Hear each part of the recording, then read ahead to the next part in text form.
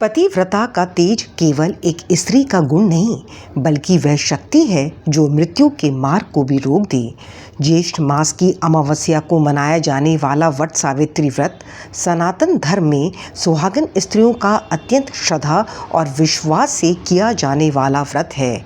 यह व्रत पति की लंबी आयु, सुख समृद्धि और अखंड सौभाग्य की कामना के लिए किया जाता है। शास्त्रों में वट अर्थात बरगद के वृक्ष को दीर्घायु और स्थिर जीवन का प्रतीक माना गया है।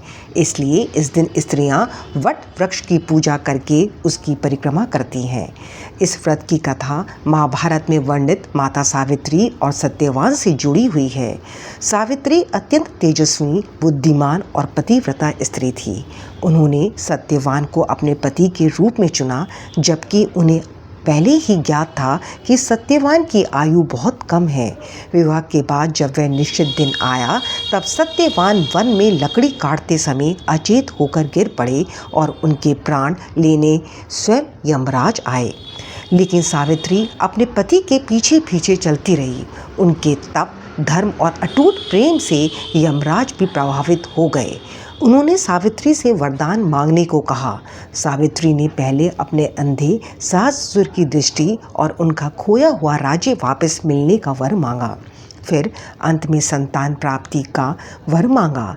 तब यमराज को अपने वचन के कारण सत्यवान के प्राण लौटाने पड़े, क्योंकि पति के बिना संतान संभव नहीं थी। इस प्रकार सावित्री ने अपने पति व्रत और बुद्धिमानी से अपने पति को पुनः जीवन दिलाया। इसी कारण वट सावित्री व्रत नारी के धैर्य, समर्पण, प्रेम और अटूट विश्वास का प्रतीक माना जाता है। यह व्रत हमें सिखाता है कि सच्चा प्रेम केवल सुख के समय साथ रहने का नाम नहीं, बल्कि कठिन परिस्थितियों में भी विश्वास और साहस बनाए रखने का नाम है। जहाँ श्रद्धा, प्रेम और विश्वास सच्चा होता है, वहाँ ईश्वर भी भक्त की प्रार्थना अवश्य सुनते हैं।